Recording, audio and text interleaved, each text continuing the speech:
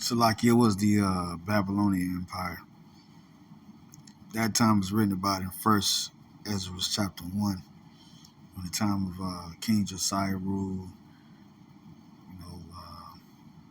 He got killed in battle by the Egyptian king, Project Megiddo. At that time, Jeremiah was living. King Josiah held one of the greatest Passovers. Um, After King Josiah died, Jeremiah he cried. Uh, because of that, it was like in the last moments of Jerusalem being sovereign. This is a continuation in verse 31, and should know that I am the Lord that powerful. I will give them an heart and ears to hear, and that's what's happening right now. Because King Moses, or King Jeshurun, which was Moses, he had a heart and ears to hear.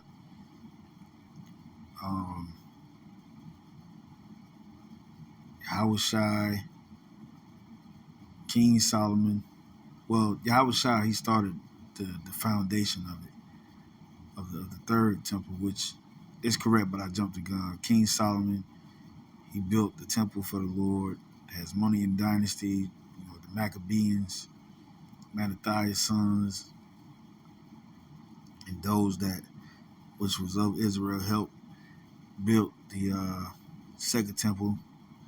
That's where you get the Feast of Dedication from, which we celebrate to this day. So that's happening right now. So right here in verse 32,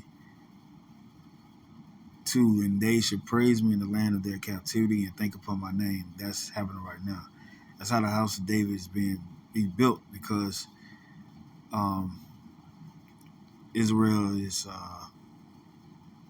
revived by the Heavenly Father. This is Jeremiah chapter 32, verse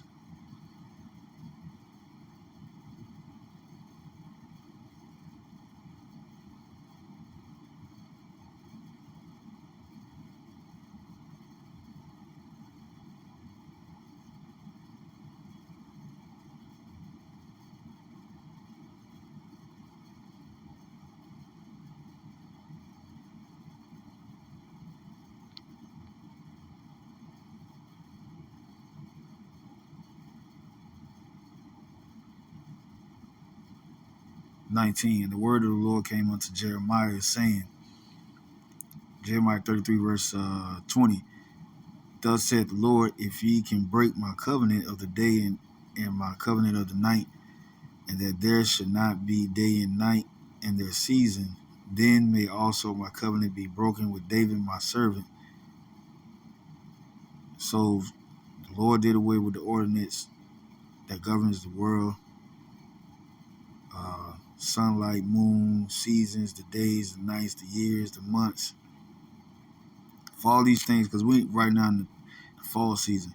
So if all these things was done away with, then this is what the Lord said, that he should not have a son to reign upon his throne.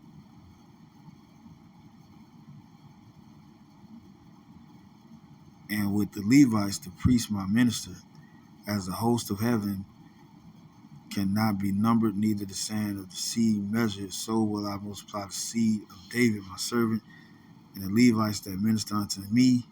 Moreover, the word of the Lord came unto me, saying, considerest thou not what this people have spoken, saying the two families, the northern kingdom and southern kingdom, which the Lord hath chosen, he had even cast them off.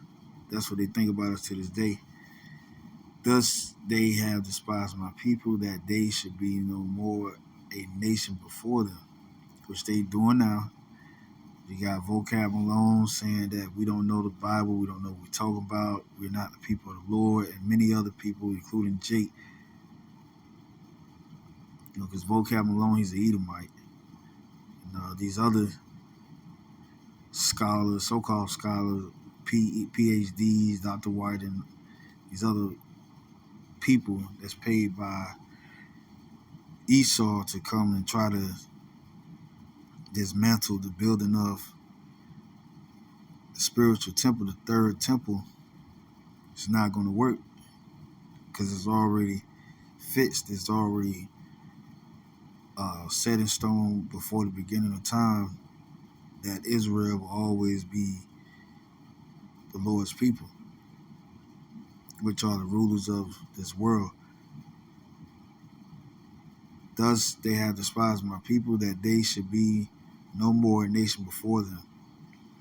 Yeah, calling us all other names under the sun, except for the children of the Lord. Verse 25, thus said the Lord, if my covenant be not with day and night, and if I have not appointed the ordinances of heaven and earth, then will I cast away the seed of Jacob and David my servant, so that I will not take any of his seed to be rulers over the seed of Abraham, Isaac, and Jacob. For I will cause their captivity to return and have mercy on them. And which was one of the seed that came out of David? Yahushua. He came out of David by his father Joseph, because his father Joseph's line go back to King David. And Yahushua was promised to come back to save the hopeful elect. And I'm going to end off on that. This is John chapter 6. It was just read about in Hebrews chapter 7, verse 14, about one that sprang out of Judah, that Moses didn't say anything mentioned about in priesthood, but he is in the same stead as high priest Melchizedek. That which, his sacrifice delivered Israel forever, that one-time sacrifice. This is John chapter 6, verse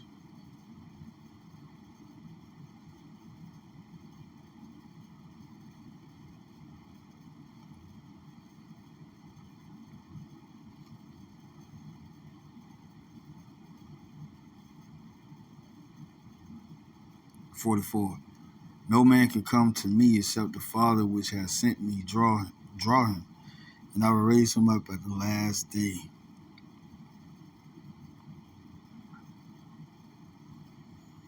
So the Lord, Yahushua, says he's going to raise us up at the last day.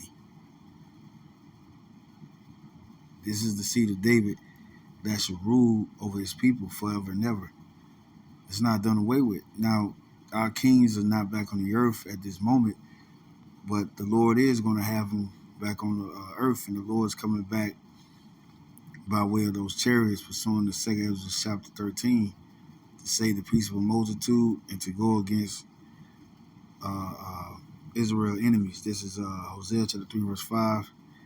Afterward shall the children of Israel return and seek the Lord their power and David their king, and shall fear the Lord and his goodness in the latter days. And that's what's happening right now. We're fearing the Lord in the latter days. We're seeking after our king, Yahushua, to rule over us, which is of the seed of David. And, we're ruling over our enemies and living in righteousness forever and ever. So that's what we're looking for. And that's what's taking place right now as you see us on the highways and byways preaching this truth to Israel. So with that, I'm going to say shalom.